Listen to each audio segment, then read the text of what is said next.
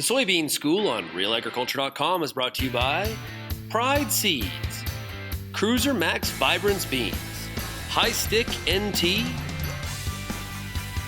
and the Manitoba Pulse and Soybean Grower.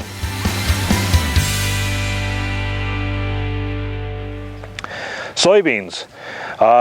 Soybeans are an interesting story. Soybeans took forever to get going.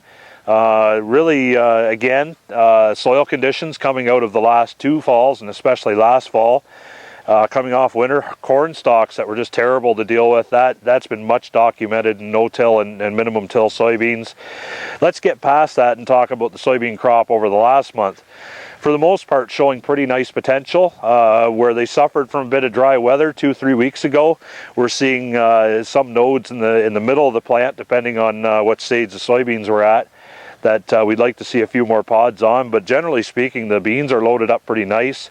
Been nice moderate temperatures for them. Some soybeans are sneaking up on the R5 stage, and that's pretty key right now because we have a lingering infestation of soybean aphids that some growers across Western Ontario have had to deal with over the last few days here.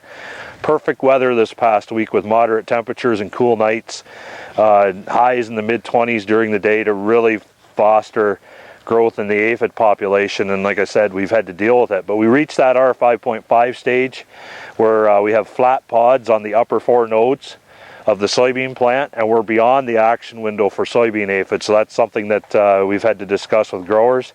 We have some soybeans that are still back at the R4 stage, and actually some of the later day varieties here still have flowers on the top of them that are just starting to set pods. So where that soybean population threshold has been reached, it's time to go out and do something about them. So that's been taken care of. Fungicide, of course, was put on the soybeans over the course of the last month. Really interested to see what kind of results we have there. And white mold, other than some really susceptible varieties and susceptible fields, white mold doesn't seem to have reared its head too badly. I've heard it's present in Eastern Ontario, as it always is. In Western Ontario, if you went out there and walk a field, yes, you can find white mold, but certainly not the epidemic that we dealt with last year where it could be visible from the road. So that great yield robber seems to be holding itself at bay right now, which is great.